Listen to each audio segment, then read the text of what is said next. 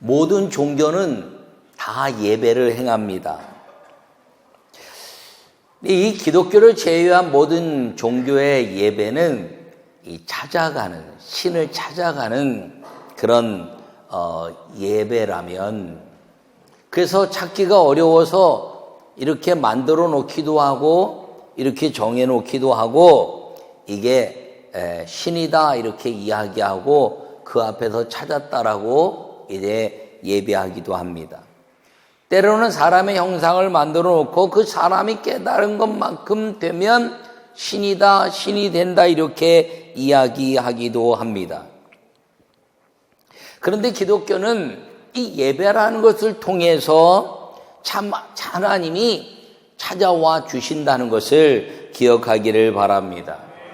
찾아가는 건 막연해서 찾을 수 없지만, 우리가 예배하려고 이제 하나님을 불렀더니 그 하나님이 찾아오셔서 만나주시는 거룩한 예배가 이 기독교의 생명력이라는 것을 기억하기를 바랍니다. 2020년도 우리 교회 주제는 성령으로 부흥입니다. 오늘부터 3번에 걸쳐서 이 하박국 3장 1절에서 19절의 말씀을 전하게 될 것이고, 오늘 첫 번째 예배로 부흥하자라는 제목으로 말씀을 전할 때, 여러분 예배로 부흥하는 우리 모든 성도들이 되시기를 간절히 축원합니다. 1월 1일 날 이제 설교했듯이 이 부흥이란 말은 성경 속에 딱 한 번 나옵니다. 주의 일을 수년 내에 부흥케 하옵소서. 이 부흥이란 단어가 성경에 딱 한 번 나오는데, 이 부흥이란 뜻을 다시 이야기하면 살아난다, 생기가 넘친다, 새로운 호흡으로 이제 힘있게 산다라는 의미를 가지고 있습니다. 그러므로 예배로 부흥한다는 것은 예배로 살아난다라는 의미를 가지고 있는 것입니다. 오늘 이제 하나님이 대만에서부터 오시며 거룩한 자가 바란산에서부터 오신도다 이렇게 3절에 말씀하고 있습니다. 여러분, 이 대만이나 이제 바란산이라는 것은 상징적인데, 에돔 땅에서부터의 이제 이 하나님을 부르는 자들에게 다가오시는 그 모습을 이제 보여주고 있는 것입니다.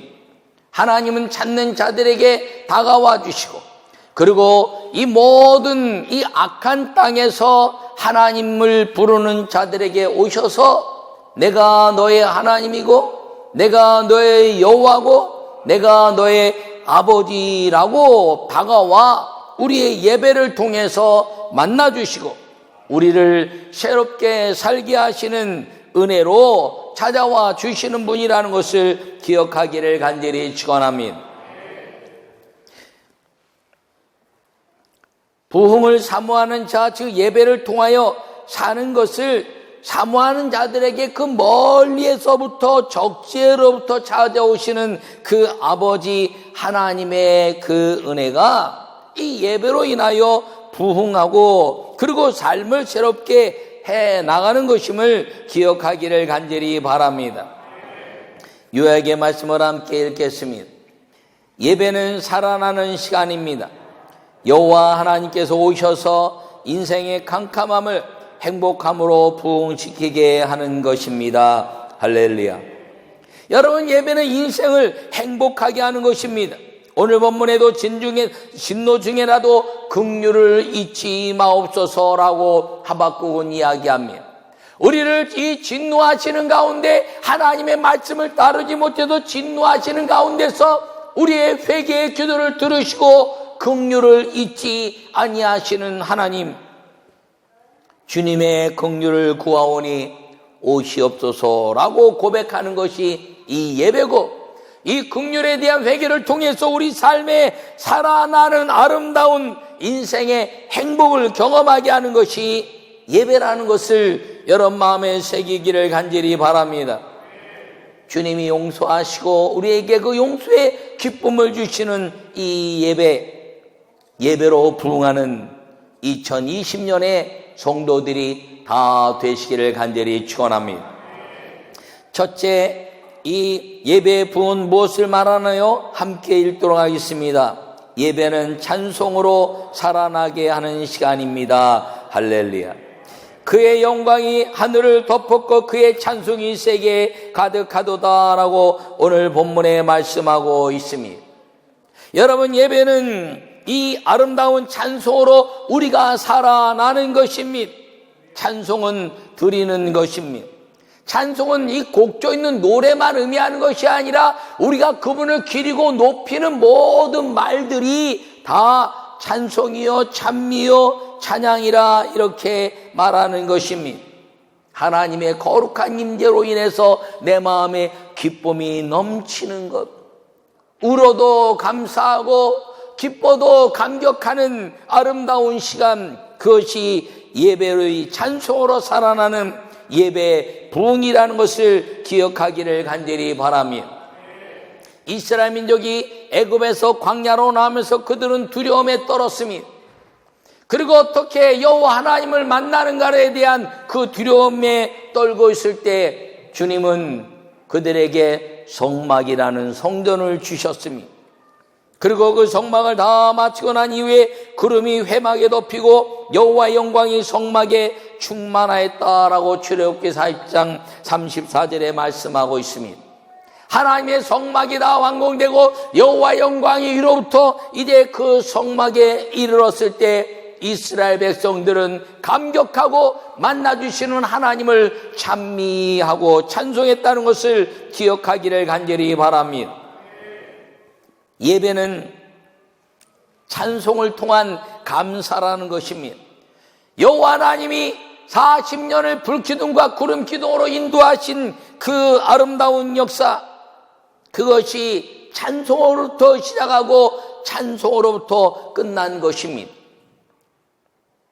이 성막을 중심으로 동서남북으로 이제 모든 이 진영을 치르고, 그리고 이제 멈춰서도 찬송이요 가면서도 찬송이며, 여호사밧을 통해서는 그 모든 이제 세상 거민과 모압과 암몬 자손들 앞에 거룩한 예복을 입혀 찬양했을 때 그들은 하나님이 이스라엘 백성들이 창과 칼로 싸워 이기는 것이 아니라 전쟁은 내게 속한 것이니 너는 여호와를 신뢰하라, 주의 종을 신뢰하라는 찬양 속에서 하나님은 친히 그 모든 전쟁에 일으키는 조건들을 싸워주신 찬송은 우리를 흥겹게 하고 이기게 하시는 살아 넘치는 생기가 있게 하는 시간이라는 것을 기억하기를 간절히 축원합니다.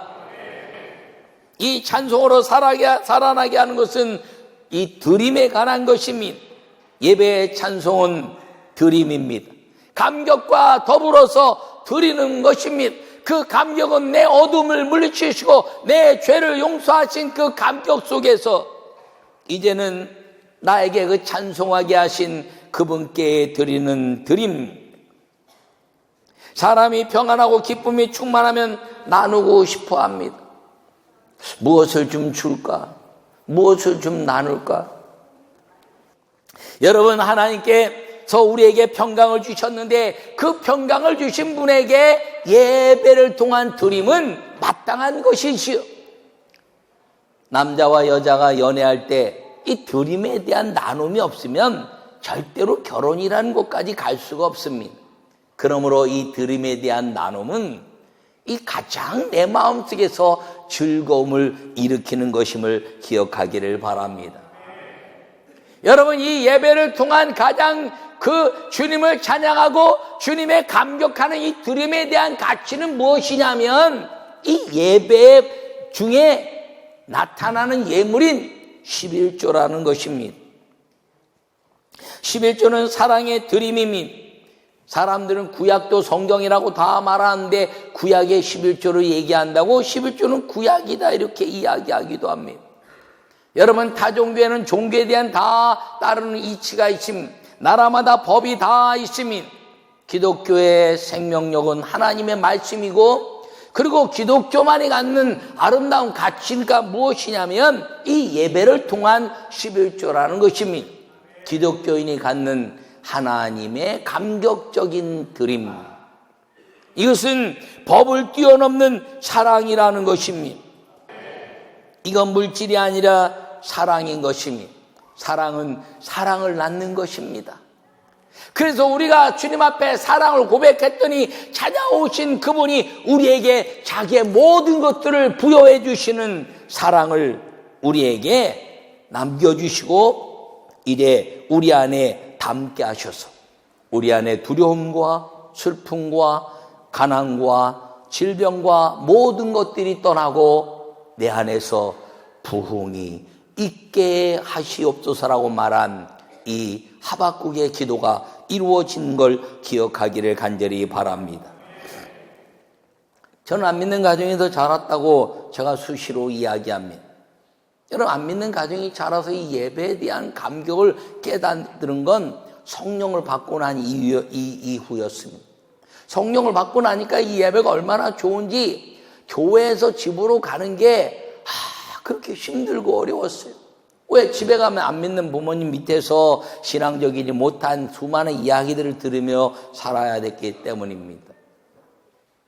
여러분, 부모가 믿어서 내가 신앙인이 되어서 저절로 예수를 믿고 살았다는 것 자체는 여러분들은 큰 축복의 사람이라는 것을 자부심을 가질 수 있기를 간절히 바랍니다. 근데 성령을 받고 나니까 예배가 얼마나 좋은지, 또 11조를 하고 싶은데 고등학교 때 11조를 할 수가 있나요? 그러니까 11조를 하고 싶어서 그 돈을 모아야 되는데 뭐 생활이 어려워지고 또 사업하던 부모님들이 어려워지니까 차비 정도 주는 게 아주 그 용돈의 전부였습니다. 그래서 11조를 드리고 싶어서 학교에서부터 교회까지 걸어가고 교회에서 기도하고 집에까지 걸어갔습니다. 많은 시간을 걸쳐서 걸으면서 주님, 이 물질이 주님 앞에 드리는 11조가 될 수 있다니요. 그리고 그 감격할 때 그 마음을 지금도 잊을 수가 없습니다. 지금은 내가 주님의 은혜 안에서 교회에서 주는 사례비나 이런 것들을 가지고 11조로 아주 많이 합니다.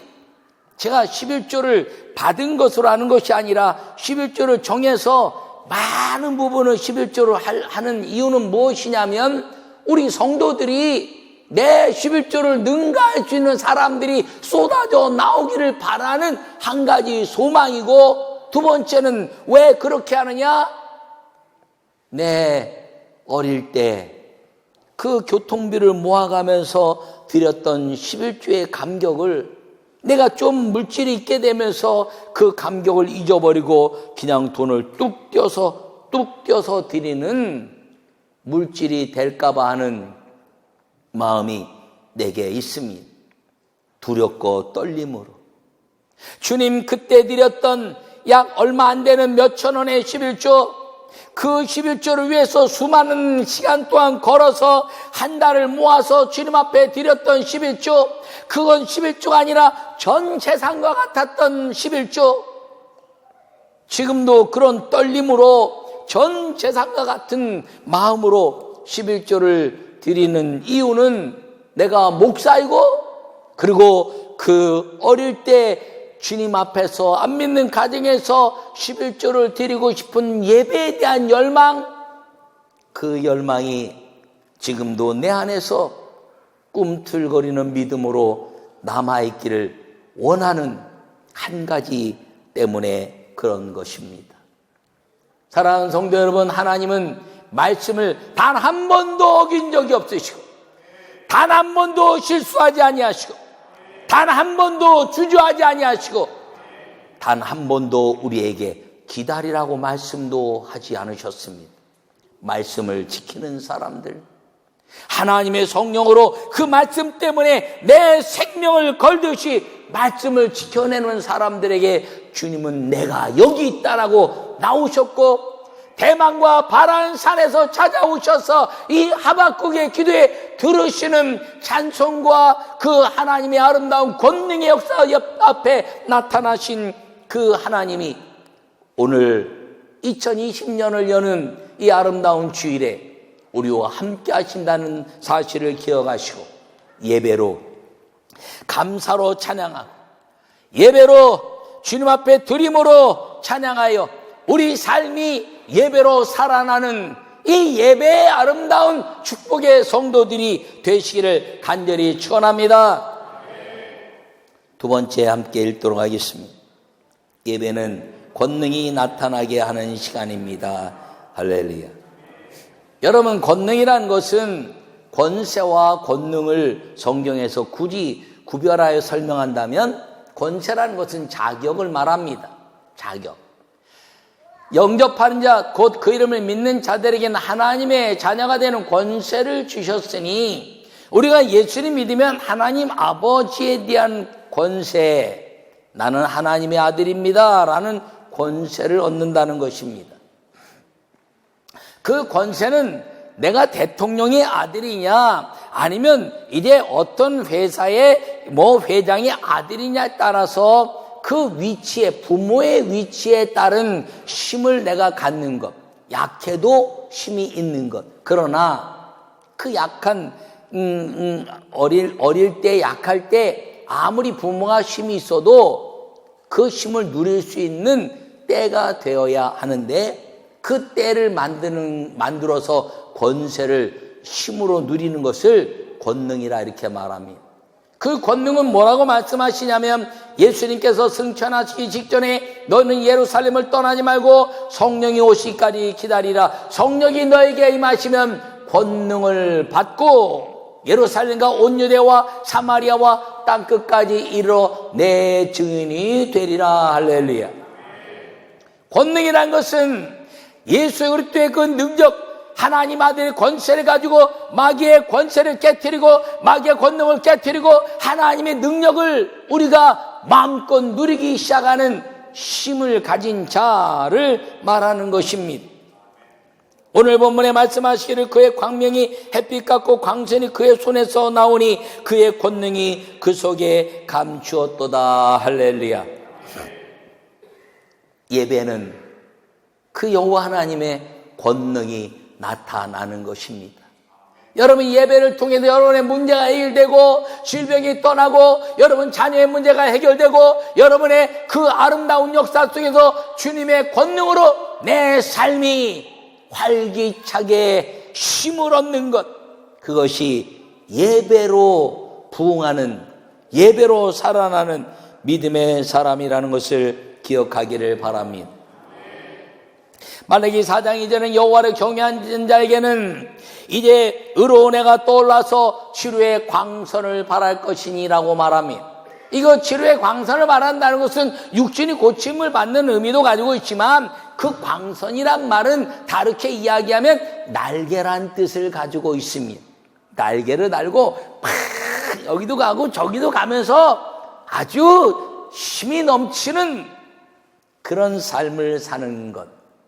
마귀의 그 모든 괴계를, 죄를 이래 밟음처럼 하나님의 아름다운 능력을 가지고 그 모든 날개를 갖고 질병이 없는 그 힘을 가진 그 빛으로 말미암아 권능으로 이 모든 것들을 누려가는 하나님의 사람이 되게 하는 시간, 그것이 예배라는 것입니다.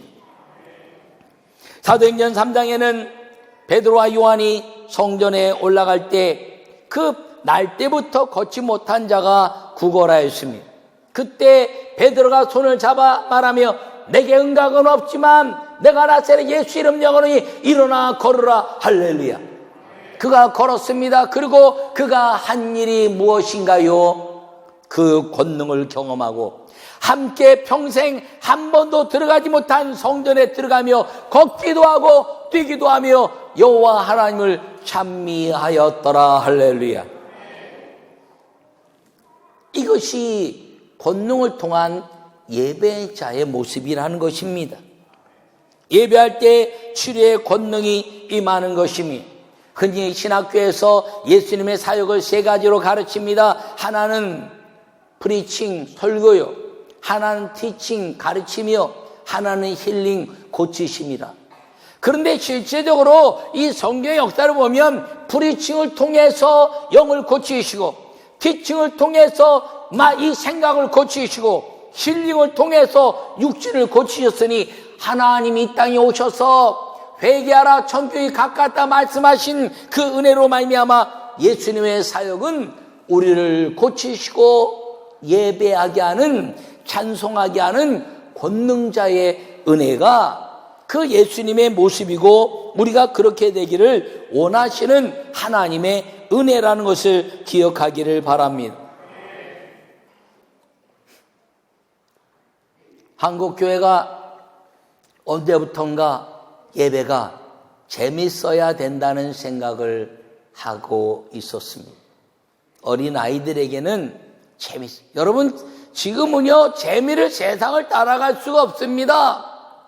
교회 아주 스크린으로 온 강단을 다 도배하고 영화처럼 예배를 드려도 영화를 따라갈 수가 없어요. 교회에서 아무리 문화사역을 잘해도 세상의 문화사역을 따라갈 수가 없습니다. 교회에서 아이들에게 아무리 재미있게 가르쳐도 여러분 뽀로로 하나 교회에서 따라잡을 수가 없습니다. 교회가 갖는 예배의 본질은 재미가 아니라 감격이라는 것입니다. 어린아이라도 성령을 감격시키고, 여러분 어린아이들이 다 어른 드라마 다 보는데 왜 교회는 어른 예배를 드리면 안 되는가라고 이야기하는 경우도 있습니다. 저는 어떤 책을 읽었는데 9살 먹은 아이가 성령에 충만하여 성령의 은혜를 경험하고 잘 자란 이야기를 읽은 적이 있습니다. 우리 교회도 7살 때부터 부목사를 세우고 제가 양육회 갈 때 그 아이들이 어른 예배를 통해서 새벽 예배, 낮 예배, 저녁 예배 다 어른 예배 나오면서 잘 자라서 이제 목사 안수를 받는 사람까지 나왔습니다. 예배는 재미가 아니라 감격입니다. 예배는 쇼가 아니라 거룩함입니다. 여러분 그래서 세상을 따라잡을 수 있는 재미와 세상을 따라잡을 수 있는 그런 모습이 아니라 세상이 따라올 수 없는 영성의 은혜의 예배, 그 예배 속에서 하나님의 찬송으로 살아나고 그리고 아무도 따라올 수 없는 성령의 권능으로 말미암아 어린아이부터 장년과 청춘에 이르기까지 성령이 함께 하시는 권능을 경험하는 예배, 그 예배로 우리는 살아나는 가치를 갖게 된다는 걸 기억하기를 간절히 축원합니다. 이 예배로 부응하자, 성령으로 부응하는 첫 번째 예배로 부응하자, 두 번에 걸쳐서 속회로 부응, 그리고 봉사로 부응에 관한 이야기를 하게 될 것입니다. 여러분 2020년도에 아무리 강조해도 지나침이 없는 이 예배로 부응하기를 축원합니다. 이 예배로 생기가 넘치고 살만한 가치를 이 예배마다 느낄 수 있기를 바랍니다. 죽고 싶은 마음이 있을 때 예배를 통해서 살아야지 않은 하나님의 임재를 경험할 수 있기를 바랍니다. 내 인생에 단식하는 일이 벌어졌을 때 예배를 통해서 기뻐 주님을 찬양해내는 기쁨의 아름다운 회복의 은혜가 있기를 간절히 축원합니다.